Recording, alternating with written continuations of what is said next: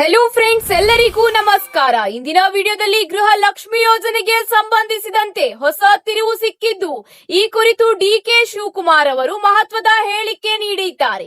ಇದೇ ಅಷ್ಟೇ ಅಲ್ಲ, ನಿಮ್ಮ ಖಾತೆಗೆ ಗೃಹ ಲಕ್ಷ್ಮಿ ಹಣ ಜಮಾ ಆಗಬೇಕಾದರೆ ಯಾವ ಹೊಸ ನಿಯಮ ಜಾರಿಯಾಗಲಿದೆ, ಹಣ ಖಾತೆಗೆ ಯಾವಾಗ ವರ್ಗಾವಣೆಯಾಗಲಿದೆ, ಹೊಸ ನಿಯಮದಿಂದ ಯಾರು ಈ ಒಂದು ಯೋಜನೆ ಮುಂದೆ ಪಡೆಯುತ್ತಾರೆ ಎಂಬ ಸಂಪೂರ್ಣವಾದ ಮಾಹಿತಿ. ಇದರ ಜೊತೆಗೆ ಬಿಪಿಎಲ್ ಕಾರ್ಡ್, ರೇಷನ್ ಕಾರ್ಡ್ ಹೊಂದಿರುವವರಿಗೆ ಸರ್ಕಾರದಿಂದ ಬಂದಿರುವ ಹೊಸ ಗುಡ್ ನ್ಯೂಸ್ ಏನು, ಹೊಸ ಸೌಲಭ್ಯಗಳೇನು ಎಂಬ ಸಂಪೂರ್ಣವಾದ ಅಪ್ಡೇಟ್ ಇದೇ ಒಂದು ವಿಡಿಯೋದಲ್ಲಿ. ಪಿಎಂ ಕಿಸಾನ್ ಸನ್ಮಾನ್ ನಿಧಿ ಹಣ ಹೊಸ ಮಾಹಿತಿ. ಹೌದು ವೀಕ್ಷಕರೇ, ನಿಮ್ಮ ಖಾತೆಗೆ ಹಣ ಬಂದಿಲ್ಲ ಅಂದ್ರೆ ಒಂದು ಮಹತ್ವದ ಮಾಹಿತಿ ಬಂದಿದೆ. ಈ ನಿಯಮ ಜಾರಿ ಬಂದಿದೆ. ನಿಮ್ಮ ಖಾತೆಗೆ ಹಣ ಕೂಡ ವರ್ಗಾವಣೆಯಾಗಲಿದೆ. ಜೊತೆಗೆ ಬಂಗಾರ ಮತ್ತು ಚಿನ್ನ ಖರೀದಿಸುವವರಿಗೆ ಒಂದು ಹೊಸ ಅಪ್ಡೇಟ್ ಬಂದಿದೆ. ಸಂಪೂರ್ಣವಾದ ಮಾಹಿತಿ ನೋಡೋಣ. ಈ ಒಂದು ವಿಡಿಯೋನ ಪೂರ್ತಿಯಾಗಿ ನೋಡಿ. ಮಾಹಿತಿ ಇಷ್ಟವಾದಲ್ಲಿ ಲೈಕ್ ಮತ್ತು ಶೇರ್ ಮಾಡಿಕೊಳ್ಳಿ. ಹಾಗಾದ್ರೆ ಬನ್ನಿ ವೀಕ್ಷಕರೇ, ಮೊದಲನೆಯ ಒಂದು ಅಪ್ಡೇಟ್ ಏನೆಂದು ನೋಡೋಣ. ಗೃಹ ಲಕ್ಷ್ಮಿ ಯೋಜನೆ ಹಾಗೂ ಗ್ಯಾರಂಟಿ ಯೋಜನೆಗಳ ಕುರಿತು ಡಿಕೆ ಶಿವಕುಮಾರ್ ಅವರು ಒಂದು ಗಂಭೀರ ಯೋಜನೆಯ ಚಿಂತನೆ ನಡೆಸುತ್ತಿದ್ದಾರೆ. ದೇಶದಲ್ಲಿ ಪ್ರಧಾನಿ ನರೇಂದ್ರ ಮೋದಿ ಅವರು ಎಲ್ಪಿಜಿ ಸಬ್ಸಿಡಿಯನ್ನು ಸ್ವಯಂ ಪ್ರೇರಿತರಾಗಿ ಬಿಟ್ಟುಕೊಡಿ ಅಂದರೆ ಗಿವ್ ಅಪ್ ಎಂದು ಜನತೆಗೆ ಕರೆ ನೀಡಿದಾಗ ಅಭೂತಪೂರ್ವ ಸ್ಪಂದನೆ ಸಿಕ್ಕಿತ್ತು.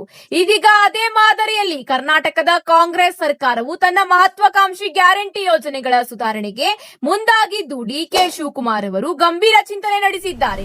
ಹೌದು ವೀಕ್ಷಕರೇ, ಗ್ಯಾರಂಟಿ ಯೋಜನೆಯ ಅನರ್ಹರ ಪಾಲಾಗುವುದನ್ನು ತಡೆಯಲು ಮತ್ತು ಈ ಒಂದು ಯೋಜನೆಯ ಅಡಿಯಲ್ಲಿ ಸ್ವಯಂ ಪ್ರೇರಿತರಾಗಿ ಗೃಹಲಕ್ಷ್ಮಿ ಮತ್ತು ಗೃಹ ಜ್ಯೋತಿ ಯೋಜನೆಗಳ ಲಾಭವನ್ನು ಉತ್ತೇಜಿಸಲು ಅನುವು ಮಾಡಿಕೊಡುವ ನಿಟ್ಟಿನಲ್ಲಿ ಸರ್ಕಾರ ಗಂಭೀರ ಚಿಂತನೆ ನಡೆಸಿ ಯೋಜನೆಗಳ ಅಗತ್ಯವಿಲ್ಲದವರಿಗೆ ಬಲವಂತವಾಗಿ ಸೌಲಭ್ಯ ನೀಡುವುದನ್ನು ತಪ್ಪಿಸಲು ಮುಖ್ಯಮಂತ್ರಿ ಡಿಕೆ ಶಿವಕುಮಾರ್ ಅವರು ಈ ಹೊಸ ಸುಧಾರಣೆಗೆ ಆಸಕ್ತಿ ತೋರಿಸಿದ್ದಾರೆ.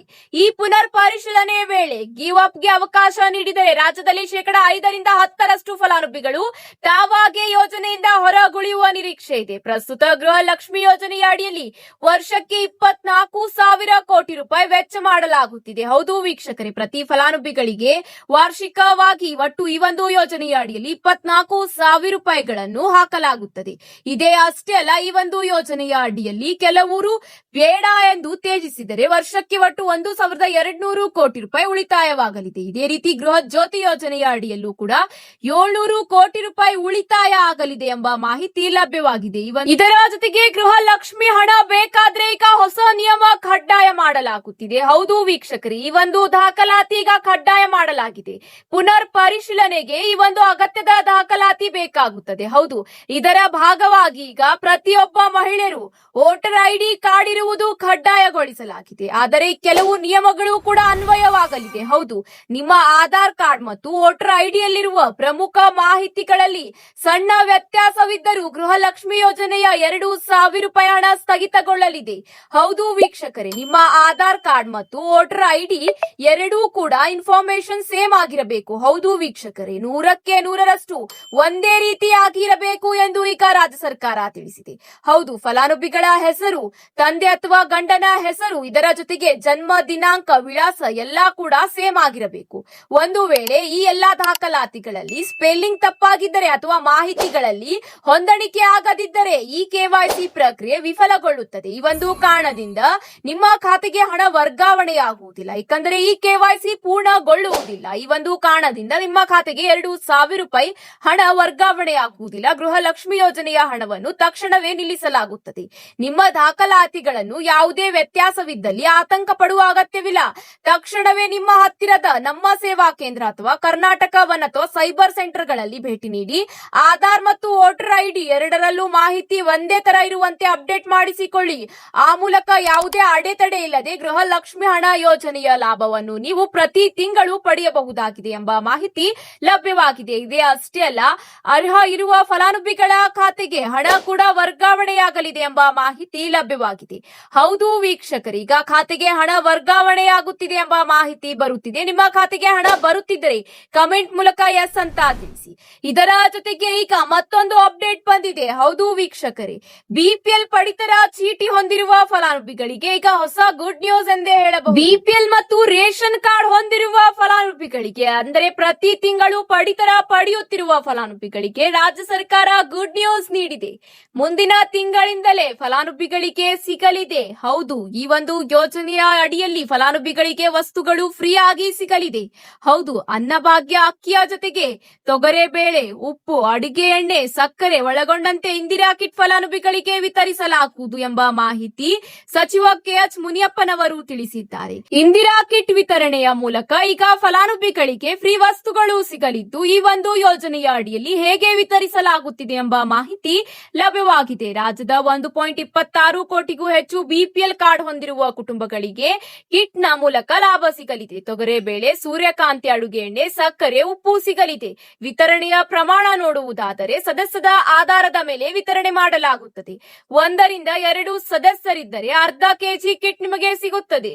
3 ರಿಂದ 4 ಸದಸ್ಯರಿದ್ದರೆ 1 ಕೆಜಿ ಕಿಟ್ ಸಿಗುತ್ತದೆ. ಇದೇ ಅಷ್ಟೇ ಅಲ್ಲ, 5ಕ್ಕಿಂತ ಅಧಿಕ ಸದಸ್ಯರಿದ್ದರೆ 1.5 ಕೆಜಿ ಕಿಟ್ ನಿಮಗೆ ಸಿಗುತ್ತದೆ. ಬಡ ಕುಟುಂಬಗಳಿಗೆ ಕೇವಲ ಅಕ್ಕಿ ಅಲ್ಲದೆ ಪೌಷ್ಟಿಕಾಂಶಯುಕ್ತ ಆಹಾರ ಪದಾರ್ಥಗಳನ್ನು ಒದಗಿಸಲು ಮತ್ತು ಅಕ್ಕಿ ಸಾಗಾಣಿಕೆಯ ದುರುಪಯೋಗವನ್ನು ತಡೆಯಲು ಈ ಒಂದು 2026 ಮತ್ತು 27ನೇ ಸಾಲಿನ ಬಜೆಟ್ ನಲ್ಲಿ 6,200 ಕೋಟಿ ರೂಪಾಯಿಗಳನ್ನು ಮೀಸಲಿಡಲಾಗಿದೆ. ಹೌದು, ಈ ಒಂದು ಇಂದಿರಾ ಕಿಟ್ ಯೋಜನೆಗಾಗಿ ಈ ಒಂದು 6,200 ಕೋಟಿ ರೂಪಾಯಿಯನ್ನು ಮೀಸಲಿಡಲಾಗಿದೆ. ಅತಿ ಶೀಘ್ರದಲ್ಲೇ ಫಲಾನುಭವಿಗಳಿಗೆ ಈ ಒಂದು ಇಂದಿರಾ ಕಿಟ್ ಯೋಜನೆಯ ಲಾಭ ಸಿಗಲಿದೆ. ಹೌದು ವೀಕ್ಷಕರೇ, ಬಡ ವರ್ಗದ ಕುಟುಂಬಗಳಿಗೆ ಈ ಒಂದು ಯೋಜನೆಯ ಲಾಭ ಸಿಗಲಿದೆ. ಈಗಾಗಲೇ ಹಲವಾರು ಲಕ್ಷ ಕಾರ್ಡ್ಗಳನ್ನು ರದ್ದು ಮಾಡಿದ್ದ ರಾಜ್ಯ ಸರ್ಕಾರ ಈಗ ಮತ್ತೆ 16 ಲಕ್ಷಕ್ಕಿಂತ ಅಧಿಕ ಬಿಪಿಎಲ್ ಕಾರ್ಡ್ಗಳ ರದ್ದತಿಗೆ ಮುಂದಾಗಿದೆ. ಹೌದು ವೀಕ್ಷಕರೇ, ಈ ಒಂದು ಅನರ್ಹರ ಪಟ್ಟಿಯನ್ನು ಈಗ ಸಿದ್ಧಪಡಿಸಲಾಗಿದ್ದು 14 ಲಕ್ಷಕ್ಕಿಂತ ಅಧಿಕ ಕಾರ್ಡ್ಗಳು ರದ್ದಾಗುತ್ತಿದೆ. ಈ ಒಂದು ರದ್ದಾದ ತಕ್ಷಣ ಎಲ್ಲ ಬಡ ಕುಟುಂಬಗಳಿಗೆ ಅಂದ್ರೆ ಬಿಪಿಎಲ್ ಕಾರ್ಡ್ ಹೊಂದಿರುವ ಫಲಾನುಭವಿಗಳಿಗೆ ಇಂದಿರಾ ಕಿಟ್ ಯೋಜನೆಯ ಲಾಭ ಸಿಗಲಿದೆ ಎಂಬ ಮಾಹಿತಿ ಲಭ್ಯವಾಗಿದೆ. ಇದೀಗ ಪಿಎಂ ಕಿಸಾನ್ ಸನ್ಮಾನ್ ನಿಧಿ ಯೋಜನೆಯ ಫಲಾನುಭವಿಗಳಿಗೆ ಹೊಸ ಅಪ್ಡೇಟ್ ಬರುತ್ತಿದೆ. ಹೌದು, ರಾಜ್ಯದಲ್ಲಿ ಈಗ ಫಲಾನುಭವಿಗಳಿಗೆ ಹಣ ಬಂದಿಲ್ಲ. ಹೌದು, ಪಿಎಂ ಕಿಸಾನ್ ಸನ್ಮಾನ್ ನಿಧಿ ಯೋಜನೆಯ ಅಡಿಯಲ್ಲಿ 6 ಲಕ್ಷಕ್ಕಿಂತ ಅಧಿಕ ರೈತರ ಖಾತೆಗೆ ಪಿಎಂ ಕಿಸಾನ್ ಸನ್ಮಾನ್ ನಿಧಿ ಯೋಜನೆಯ ಹಣ ವರ್ಗಾವಣೆಯಾಗಿಲ್ಲ. ತಾಂತ್ರಿಕ ಕಾರಣದಿಂದ ರಾಜ್ಯದ 6 ಲಕ್ಷಕ್ಕಿಂತ ಅಧಿಕ ರೈತರ ಖಾತೆಗೆ ಕೇಂದ್ರ ಸರ್ಕಾರದ 23ನೇ ಕಂತಿನ ಹಣವು ಬಂದಿಲ್ಲ ಎಂಬ ಮಾಹಿತಿ ಲಭ್ಯವಾಗಿದೆ. ಭೂಮಿ ಹೊಂದಿರುವ ಎಲ್ಲಾ ರೈತರಿಗೆ 4 ತಿಂಗಳಿಗೊಮ್ಮೆ 2,000 ರೂಪಾಯಿಗಳನ್ನು ವರ್ಗಾಯಿಸುತ್ತಿರುವ ಈ ಒಂದು ಯೋಜನೆಯ ಅಡಿಯಲ್ಲಿ 23ನೇ ಕಂತಿನ ಹಣ ಈಗಾಗಲೇ ಕೇಂದ್ರ ಸರ್ಕಾರ ಬಿಡುಗಡೆ ಮಾಡಿದೆ. ಆದರೆ ರಾಜ್ಯದಲ್ಲಿ ಈ ಒಂದು ಯೋಜನೆಯ ಅಡಿಯಲ್ಲಿ 46,69,841 ರೈತರು ಅರ್ಹರಾಗಿದ್ದು, ಇದರಲ್ಲಿ ಬರೋಬ್ಬರಿ 3,80,428 ರೈತರು ಈ ಕೆವೈಸಿ ಮಾಡಿಸದೇ ಇರುವುದರಿಂದ ಆರ್ಥಿಕ ನೆರವಿನಿಂದ ವಂಚಿತರಾಗಿದ್ದಾರೆ. ಅಷ್ಟೇ ಅಲ್ಲ, 2,27,384 ರೈತರು ತಮ್ಮ ಬ್ಯಾಂಕ್ ಖಾತೆಗಳಿಗೆ ಆಧಾರ್ ಲಿಂಕ್ ಮಾಡದೇ ಇರುವುದರಿಂದ ಯೋಜನೆಯಿಂದ ಹೊರಗೆ ಉಳಿಯುವಂತಾಗಿದೆ ಎಂಬ ಮಾಹಿತಿ ಕೃಷಿ ಇಲಾಖೆ ತಿಳಿಸಿದೆ. ಹೌದು ವೀಕ್ಷಕರೇ, ನಿಮಗೆ ಹಣ ವರ್ಗಾವಣೆ ಆಗುತ್ತದೆ, ಆದರೆ ಸರ್ಕಾರದ ನಿಯಮಗಳನ್ನು ರೈತರು ಪಾಲಿಸಬೇಕಾಗುತ್ತದೆ. ಹೌದು, 3 ವಿಧಾನಗಳ ಮೂಲಕ ನೀವು ಹಣ ಪಡೆಯಬಹುದಾಗಿದೆ. ಪಿಎಂ ಕಿಸಾನ್ ಸನ್ಮಾನ್ ನಿಧಿ ಯೋಜನೆಯ ಫಲಾನುಭವಿಗಳು ತಪ್ಪದೆ ನಿಮ್ಮ ಬ್ಯಾಂಕ್ ಖಾತೆಗೆ ಆಧಾರ್ ಜೋಡಣೆ ಮಾಡಿಸಿಕೊಳ್ಳಿ. ಇದೇ ಅಷ್ಟೇ ಅಲ್ಲದೆ ನೀವು ಪಿಎಂ ಕಿಸಾನ್ ಸನ್ಮಾನ್ ನಿಧಿ ಯೋಜನೆಯ ಪೋರ್ಟಲ್ ಮತ್ತು ಮೊಬೈಲ್ ಅಪ್ಲಿಕೇಶನ್ ನಲ್ಲಿ ಆಧಾರ್ ಲಿಂಕ್ ಮಾಡಿಸಿದರೆ ಸಕ್ರಿಯ ಮೊಬೈಲ್ ಸಂಖ್ಯೆ ನಮೂದಿಸಿ ಒಟಿಪಿ ಆಧಾರಿತ ಈ ಕೆವೈಸಿ ಪೂರ್ಣಗೊಳಿಸಬೇಕು. ನಾಗರಿಕ ಸೇವಾ ಕೇಂದ್ರಗಳು ಅಥವಾ ರಾಜ್ಯ ಸೇವಾ ಕೇಂದ್ರಕ್ಕೆ ಆಧಾರ್ ಕಾರ್ಡ್ ಮತ್ತು ಆಧಾರ್ ಲಿಂಕ್ ಆಗಿರುವ ಮೊಬೈಲ್ ತೆಗೆದುಕೊಂಡು ಹೋಗಿ ಬಯೋಮೆಟ್ರಿಕ್ ನೀಡಿ ಸಹ ಈ ಕೆವೈಸಿ ಮಾಡಿಸಬೇಕಾಗುತ್ತದೆ. ಆನ್ಲೈನ್ ಅಥವಾ ಆಫ್ಲೈನ್ ಮೂಲಕ ಈ ಕೆವೈಸಿ ಮಾಡಿಸಿಕೊಳ್ಳಿ. ಹೌದು ವೀಕ್ಷಕರೇ, ಯಾವುದೇ ಖರ್ಚಿಲ್ಲದೆ ನೀವು ಇದು ಮಾಡಿಸಿದರೆ 24 ಗಂಟೆಯ ಬಳಿಕ ನಿಮ್ಮ ಈ ಕೆವೈಸಿ ವೆಬ್ಸೈಟ್ ನಲ್ಲಿ ಅಪ್ಡೇಟ್ ಆಗಲಿದ್ದು, ನಂತರ ಅಧಿಕಾರಿಗಳು ಪರಿಶೀಲಿಸಿ ನಿಮ್ಮ ಬ್ಯಾಂಕ್ ಖಾತೆಗೆ ಪಿಎಂ ಕಿಸಾನ್ ಸನ್ಮಾನ್ ನಿಧಿ ಯೋಜನೆಯ ಹಣ ವರ್ಗಾವಣೆ ಮಾಡುತ್ತಾರೆ. ಈ ರೀತಿ ಮಾಡುವುದರಿಂದ ಒಂದೇ ವಾರದಲ್ಲಿ ನಿಮಗೆ ಪಿಎಂ ಕಿಸಾನ್ ಸನ್ಮಾನ್ ನಿಧಿ ಯೋಜನೆಯ ಅಡಿಯಲ್ಲಿ ಇಲ್ಲಿವರೆಗೆ ಎಷ್ಟು ಕಂತಿನ ಹಣ ಬಂದಿಲ್ಲ ಆ ಎಲ್ಲ ಕಂತಿನ ಹಣ ನಿಮ್ಮ ಖಾತೆಗೆ ವರ್ಗಾವಣೆಯಾಗುತ್ತದೆ ಎಂಬ ಮಾಹಿತಿ ಈಗ ತಿಳಿಸಿದೆ ಕೃಷಿ ಇಲಾಖೆ. ಇದರ ಜೊತೆಗೆ ಮುಂದಿನ ಅಪ್ಡೇಟ್ ಏನೆಂದರೆ, ಸತತವಾಗಿ ಏರಿಕೆಯಾಗಿದ್ದ ಚಿನ್ನ ಮತ್ತು ಬೆಳ್ಳಿ ದರ ಇಳಿಕೆ ಕಂಡು ಬಂದಿದೆ. ಹಾಗಾದರೆ ಬೆಂಗಳೂರು ನಗರದಲ್ಲಿ ಇಂದು ಚಿನ್ನ ಮತ್ತು ಬೆಳ್ಳಿ ದರ ಎಷ್ಟಿದೆ ಎಂಬ ಸಂಪೂರ್ಣವಾದ ಅಪ್ಡೇಟ್ ನೋಡೋಣ ಬನ್ನಿ ಸ್ನೇಹಿತರೆ. 24 ಕ್ಯಾರೆಟ್ 1 ಗ್ರಾಂ ಚಿನ್ನದ ಬೆಲೆ 14,395 ರೂಪಾಯಿ ಇದ್ದರೆ 22 ಕ್ಯಾರೆಟ್ ನ 1 ಗ್ರಾಂ ಚಿನ್ನದ ಬೆಲೆ ಇಂದು 13,195 ರೂಪಾಯಿ ಆಗಿದೆ. ಇದೇ ರೀತಿ ಬೆಳ್ಳಿಯ ಬೆಲೆಗೆ 1 ಗ್ರಾಂಗೆ 240 ರೂಪಾಯಿ ಆಗಿ 1 ಕೆಜಿ ಬೆಳ್ಳಿಯ ಬೆಲೆ ಇಂದು 2,40,000 ರೂಪಾಯಿ ಆಗಿದೆ.